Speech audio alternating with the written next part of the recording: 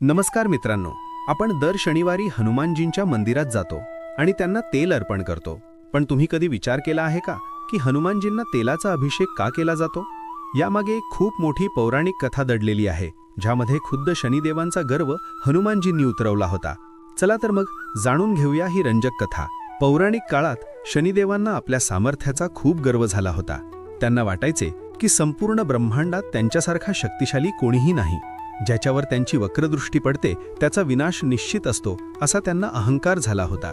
दुसरीकडे पवनपुत्र हनुमान आपल्या प्रभू श्रीरामांच्या भक्तीत तल्लीन होते. एका शांत ठिकाणी बसून ते डोळे मिटून राम नामाचा जप करत होते. याच वेळी शनिदेव तिथे आले. हनुमानजींचे तेज पाहून शनिदेवांना त्यांना हरवण्याची इच्छा झाली.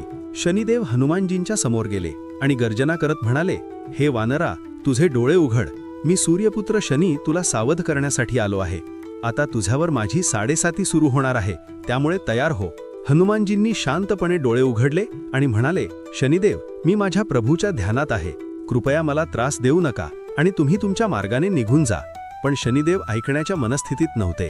त्यांनी हनुमानजींचा हात धरून ओढण्याचा प्रयत्न केला. जेव्हा शनिदेव वारंवार अडथळा आणू लागले तेव्हा हनुमानजींनी त्यांना आपल्या लांब शेपटीत घट्ट गुंडाळले.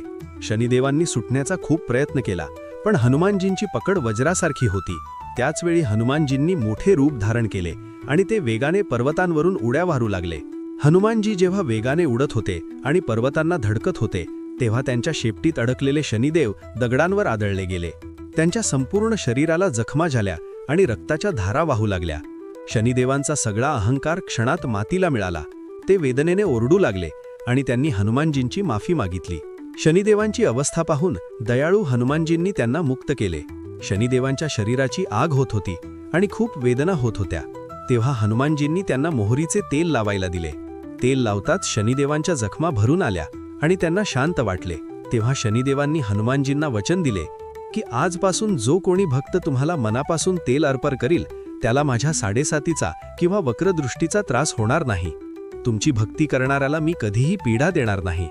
तेव्हापासून हनुमानजींना तेल अर्पण करण्याची परंपरा सुरू झाली. तर मित्रांनो, यामुळेच हनुमानजींना तेल प्रिय आहे. ही कथा तुम्हाला कशी वाटली हे कमेंटमध्ये नक्की सांगा. जर तुम्हाला हा व्हिडिओ आवडला असेल तर लाईक करा आणि आपल्या चॅनलला सबस्क्राईब करायला विसरू नका. जय श्रीराम, जय हनुमान.